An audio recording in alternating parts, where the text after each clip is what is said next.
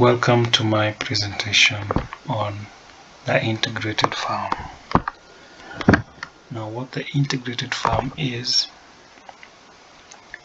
an IoT monitoring platform on field metric data, which provides AI-driven suggestions on planting times, planting duration, and optimal conditions for plant growth. And this is specified for the Kenyan, not only for the Kenyan space, but also can be extended onto other regions. Now we can log in to this dashboard, have our password, then next we have our dashboard. Now here we have cards for soil moisture, humidity, temperature, pH levels, light intensity, humidity again. We have the CO2 levels. We have the critical alerts.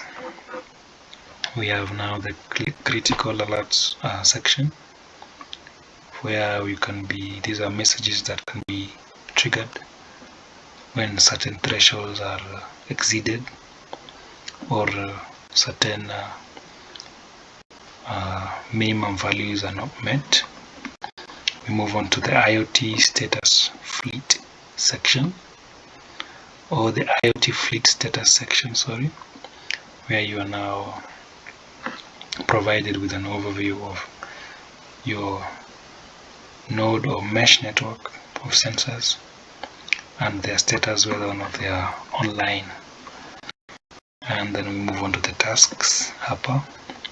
Now these are things like watering, fertilizing, tilling, and so on. Now this section here is meant to contain maybe a picture or a live view of your space or your controlled environment or your farm or even your greenhouse. That's why you see it's written your farm. We move on to the next page. This is called the analytics page. Now this is where the AI driven suggestion section comes in. Now the AI platform used is the Google Gemini AI. This is not something that we trained. We are just using the generic AI to provide this data. Now it can be fairly accurate, but for presentation purposes, this is all we were able to get our hands on. Now we have the tomato, kale, and orange. These are the selected plants that, say, a farmer might be interested in growing in their field.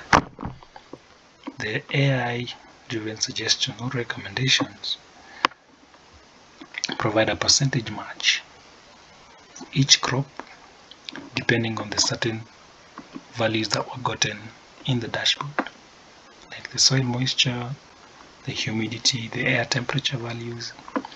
They also provide the optimal growing condition and the growth duration for each.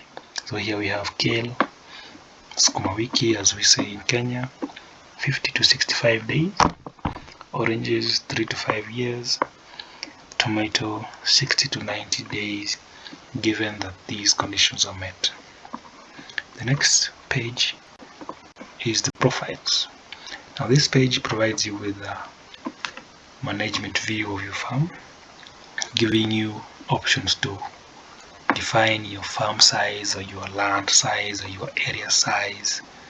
You can increase this value, we can decrease it, and this value will ultimately affect the type of fertilizer, the amount, the watering schedules, the watering amount, and so on and so forth.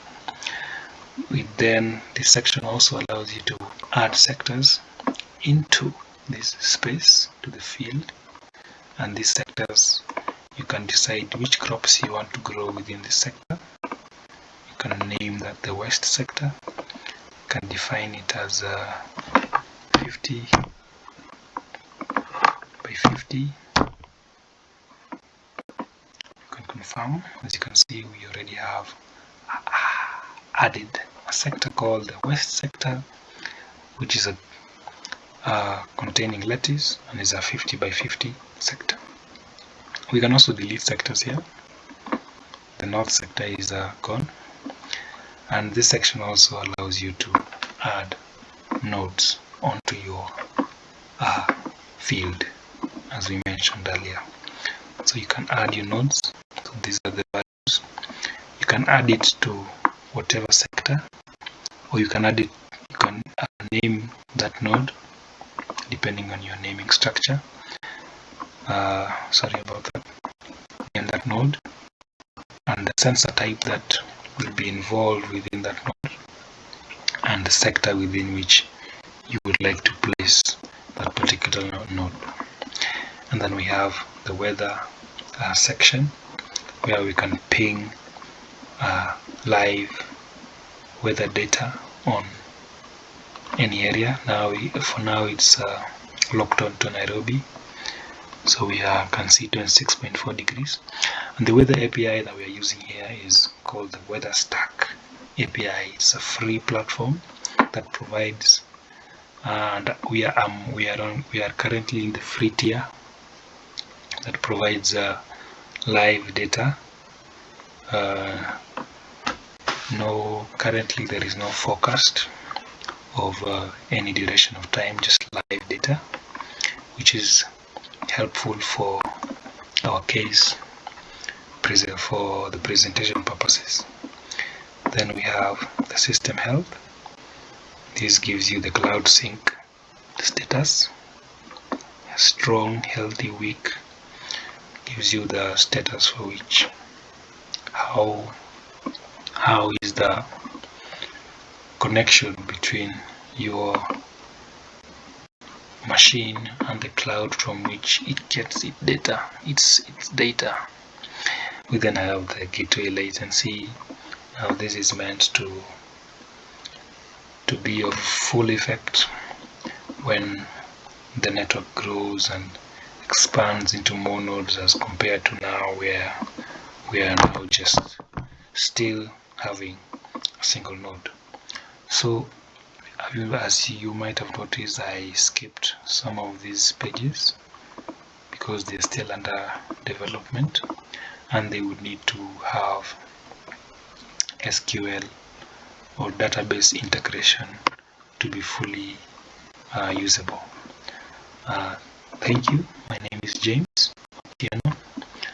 That was my presentation on the integrated farm.